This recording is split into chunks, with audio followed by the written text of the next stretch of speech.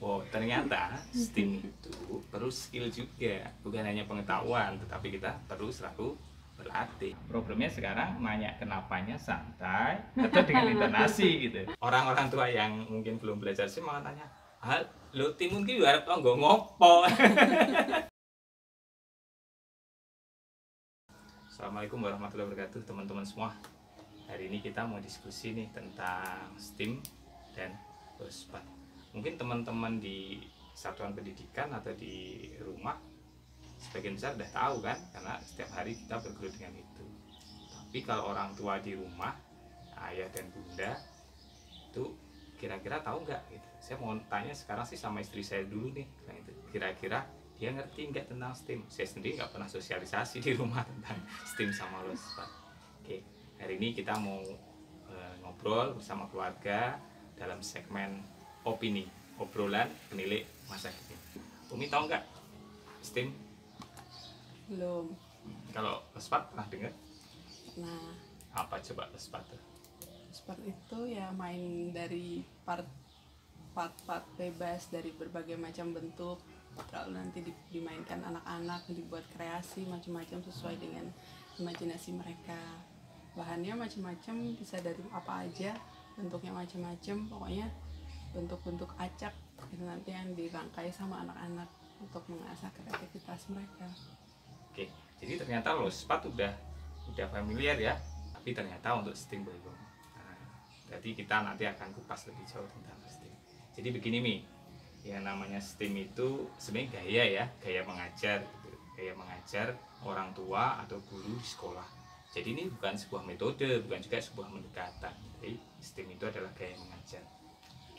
Dulu orang tua kita yang bijak ya, itu orang tua yang bijak, mereka sebenarnya sudah menerapkan STEAM.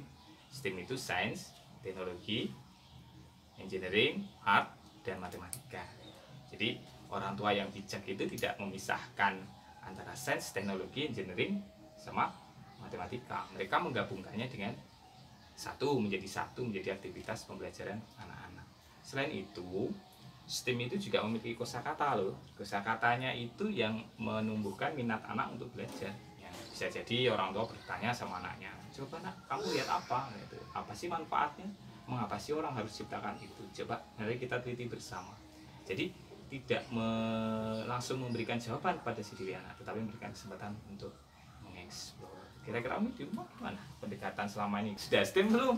Atau jangan-jangan adik numpahin air lalu Umi langsung astagfirullahaladzim, kenapa airnya tumpah gitu? Kalau secara awam nggak tahu ya, udah bisa dikategorikan atau belum STEAM itu. Tapi kalau misalkan kayak tadi misalnya ada air tumpah, ya Prof, yang diresponnya pasti ditanyakan kenapa bisa tumpah gitu, lalu mengarahkan untuk apa yang harus dia lakukan. Kalau ada air tumpah, diambil lap atau ambil pel untuk mengeringkan gitu.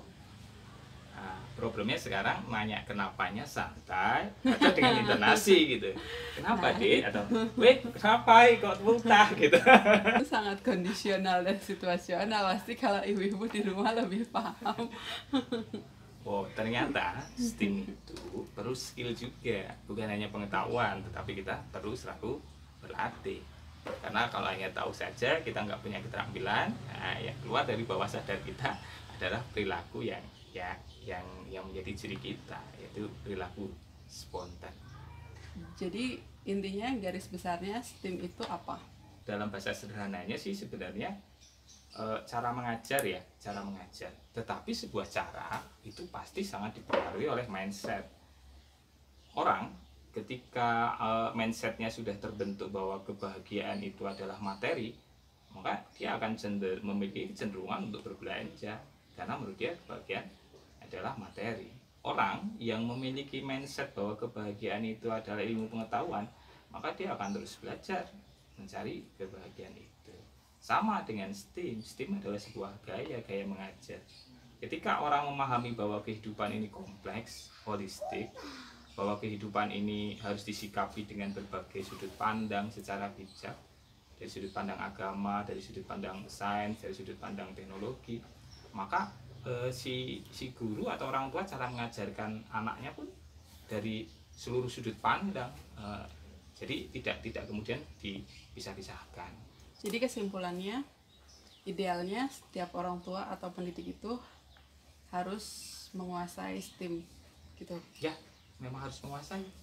STEM itu ada sains, teknologi, engineering, terus art, matematik. Jadi misalnya dalam setiap kasus gitu, semuanya aspek itu harus dipenuhi dalam orang tua bersikap, atau boleh misalkan per bagian-bagian gitu. Misalnya di satu kasus kita cuma memenuhi aspek sains sama teknologinya aja, nanti di lain waktu yang kita bisa memenuhi aspek art sama matematikanya gitu, atau dalam setiap kasus itu harus semua aspek itu harus terpenuhi. Oke, STEM ini kan adalah sebuah gaya ya, artinya juga STEM ini sebuah temuan manusia. Jadi manusia mencoba untuk berbagai gaya mengajar yang lebih efektif dan efisien.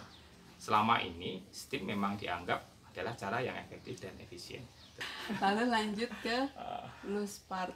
Kalau diterjemahkan ke dalam bahasa Indonesia yang mudah dipahami itu sebenarnya apa sih? Ada padanan kata yang loose part ya. Kalau dalam terjemahan bebasnya sih loose kan hilang, part itu benda yang hilang. Artinya sebenarnya loose part itu benda-benda yang mudah untuk ditemukan, mudah ditempelkan, bisa dipasang, bisa digabung, bisa disusun, bisa dirangkai menjadi sebuah produk atau mungkin memiliki kegunaan, sehingga loose part ini bisa kita manfaatkan sebagai benda bermain. Tapi sebenarnya loose part itu bukan benda bermain. Loose part itu benda-benda yang ada di kehidupan kita. Apa saja, bisa dari kayu, daun, ranting, terus kemudian lidi, akar, terus bisa juga dari batu-batuan, ada batu, kerikil, pasir, karang, terus bisa juga dari plastik tutup botol, lalu bekas makanan, plastik bekas makanan, bisa juga dari besi, mur, baut, kawat, dan sebagainya. Artinya kan sebenarnya ini benda yang ditemukan di lingkungan sekitar. Oke, terus lanjut ke manfaatnya. Loose part, bermain loose part itu apa? Kenapa kita harus pentingnya apa manfaatnya buat anak-anak? Oke, kalau anak-anak main video game, ya dia tertantang, tetapi ada aspek negatifnya. Karena ketika dia main game, bahasa dia menjadi tidak terstimulasi, karena yang aktif adalah kognitif sama motorik jari. Nah, motorik kasarnya juga tidak terstimulasi, ya hanya satu sisi saja. Sementara permainan yang menarik bagi anak-anak dan dikatakan mampu menstimulasi seluruh kecakapan hidupnya adalah mainan-mainan yang mampu menstimulasi seluruh inderanya. Coba kalau anak-anak kita tantang pakai sendok, anak-anak kita tantang pakai batu, wah, apa saja yang main? Jari main. Lalu kemudian ketika dia memikirkan, aku arep dodolan pecel, dia tidak punya nih gula jawa, sing diulek apa? Tanah. Kreweng atau tanah. Ketika dia membayangkan, ketika dia ngulek tanah, ketika dia ngulek kreweng itu seolah-olah gula jawa, terus ngambil daun-daunan, ngambil bunga-bungaan sebagai lomboknya atau cabai dan bawangnya, berarti dia sudah berimajinasi. Idealnya anak yang main motorik seperti ini kemudian dibarengi dengan teman, main bareng ya dengan teman atau dengan orang tua, maka dia akan ngomong mulutnya gitu. Lombok tak ulek, ya ini namanya main peran gitu. Ibu mau beli apa? Maka di situ kemudian bahasanya muncul, matematikanya pun akan muncul. Kalau si ibu atau partnernya kemudian memberikan umpan balik, aku beli 2, satunya berapa? 2.000. Kemudian dia secara tidak langsung akan berpikir kali-kalian, walaupun di awal masih salah ya. Nek ngono yo 5.000, padahal sebenarnya 2.000 kali 2 adalah 4.000. Tidak apa-apa, tidak masalah. Tetapi ada spirit dari anak-anak untuk belajar menggunakan seluruh inderanya. manfaatnya. Ya, Lalu berarti ini bisa dimainkan untuk siapa aja, anak-anak mulai usia berapa yang bisa main pakai loose part dengan metode dengan cara STEM ini, dari bayi kah, balita, atau di usia dimulainya mulai? ya. Kalau dimulainya sejak kecil kita sudah bisa menggunakan media loose part sama STEM. Hanya saja perlu dipertimbangkan ketika anak-anak kita masih di bawah 3 tahun, ketika dia kalau istilah Jawa masih ngoloi, ya loose partnya bukan benda-benda kecil yang kemudian ini bisa membahayakan mereka. Kan bisa diganti dengan wortel, bisa diganti dengan pisang, bisa diganti, itu kan loose part juga itu dari tanaman. Biarkan mereka kemudian, anak-anak ya yang masih di bawah 3 tahun, kan mereka lagi belajar menggigit tuh, fase-fase oral. Nah, kalau gunakan bahan-bahan buah-buahan tadi kan relatif aman bagi anak-anak. Berarti sebenarnya kalau kita biarkan anak-anak main bebas, apa ya, bahasa istilahnya open ended play gitu, mereka main bebas terserah mereka tanpa kita arahkan, tanpa kita setting, misalnya ini buat menstimulasi ini, tapi mereka main bebas begitu saja, itu sudah otomatis sebenarnya sudah mereka bermain loose part itu dengan, dan lalu muncul terstimulasi semua tadi, aspek-aspek tadi itu. Kehadiran orang tua bisa memberikan gagasan bagi anak-anak. Jadi jangan benar-benar dibiarkan ya. Contoh, ibu masak, Umi kan suka masak juga. Hari ini mau masak sop gitu. Panggil saja, Kak, Dik, sini. Umi mau masak sop nih, nah gitu. Terus kamu senangnya apa? Nah ini kan anak sudah distimulasi. Oh aku senangnya sosis. Oke kalau begitu ambil sosis. Kakak ambil sayurannya, coba sayurnya apa? Pertanyaan coba sayurnya apa itu adalah STEM, itu gaya STEM dalam mengajar. Bukan kalimat perintah. Kak cukup ke wortel kubis karo bawang, itu perintah itu. Tetapi kalau coba menurut kakak sayur sop itu isinya apa, si anak akan menjawab oke, coba sekarang kamu ambil. Berarti itu tantangan. Yang pertama tadi meminta anak untuk mencoba menjelaskan, berarti ini kaitannya dengan pengetahuan. Yang kedua, anak ditantang, coba sekarang ambilkan. Anak diminta, ketika mengambil, berarti kan keterampilan nih, dia jalan ngambil. Ketika dia memutuskan mengambil, ada yang namanya asosiasi pengetahuan dia. Jangan-jangan dia nggak ngambil wortel loh, ngambilnya lobak, bisa. Jangan-jangan dia nggak ngambil wortel, ngambilnya timun. Di sini dia mengatakan itu wortel, tetapi ternyata eksekusinya yang diambil adalah timun. Coba pertanyaannya sekarang, orang tua yang STEM ketika isi dari sop wortel, kol, kemudian anak ambil timun, bagaimana? Timunnya buat apa pertanyaannya? Gitu. Ya bisa Oh aja. ini apa? Nah ini apa? Ternyata Sayuran susah apa? kan? Ya, karena STEM ini sebenarnya bukan hanya dipelajari, tetapi diaktualisasikan dalam kehidupan sehari-hari. Di masa-masa awal memang sering salah.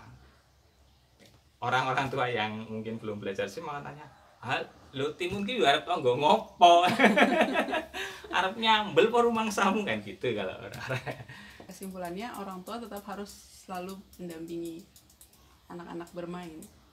Ya, jadi sebenarnya guru yang pertama itu kan adalah ibu ya, ibu atau ayah juga guru pertama.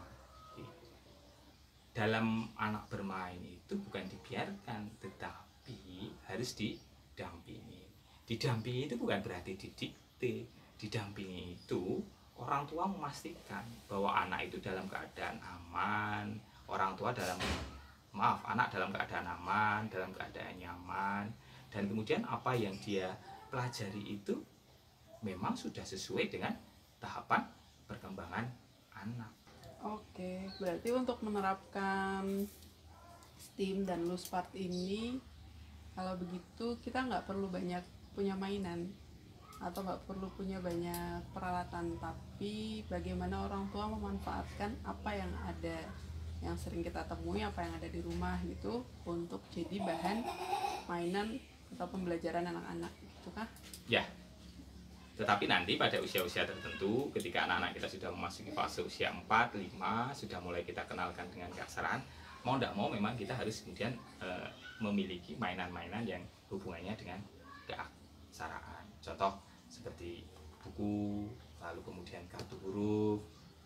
Oke lah, kita nggak beli buku, nggak beli kartu huruf, tetapi kita perlu kertas, kita perlu ballpoint untuk menulis, menggambar, dan sebagainya. Artinya bukan sama sekali kemudian tidak memiliki mainan, tetapi mainan cukup apa yang dibutuhkan saja. Jadi intinya orang tua di rumah, terutama pendidik, ini harus benar-benar menghayati STEM. Kalau saya sih tidak harus tidak harus kemudian mengikuti pelatihan STEM, tapi menghayati, gitu ya. Karena di luar sana saya juga banyak bertemu dengan ibu-ibu yang sudah sepuh. Ketika saya tanya tentang STEM itu, beliau tidak tahu. STEM itu nopo mas, tidak tahu. Tetapi padahal hakikatnya dia di rumah sudah melakukan STEM selama puluhan tahun terhadap anak-anaknya. Nah, itu. Jadi STEM itu hanyalah sebuah rumusan saja. Rumusan sains, teknologi, engineering, art, dan matematika, lalu digunakan dengan gaya saintifik juga, di mana anak menemukan ilmu pengetahuan sendiri. Mari kita ini jadikan sebuah gaya mengajar pada anak-anak kita. Nah, kalau sekarang pendidik atau orang tua di rumah bisa belajar banyak media yang bisa digunakan. Kalau ternyata kita sudah STEM, alhamdulillah ternyata kita sudah STEM kuning gitu. Kalau belum, ini ternyata kurang pas. Ayo mari kita STEM bersama-sama. kalau yang belum, nah ini biasanya mungkin yang belum punya wawasan yang concern ke anak-anak, belum bisa menerapkan gaya belajar gaya STEM ini, terus apa yang harus dilakukan? Ini kesempatan bagi guru untuk berkomunikasi dengan orang tua melalui kegiatan parenting. Jadi kemudian menyamakan persepsi. Gitu. Ada beberapa teman pernah ada yang curhat sama saya gitu. Ketika orang tua menyampaikan pada guru, Bu guru kok dolanane kok ngono, kok ming podo karo sing nang omah gitu. Belajarnya kok sama dengan yang di rumah. Yo apa gunane sekolah? Ini kan berarti dia belum paham. Nah, ini perlunya menyamakan persepsi antara guru dengan orang tua. Oke, teman-teman di rumah, seru ya. Ya kayak gini kita kalau diskusi di rumah. Semoga teman-teman semua di rumah didik PAUD bisa menikmatinya, bisa belajar bersama. Sampai ketemu di kesempatan yang lain bersama saya dalam opini.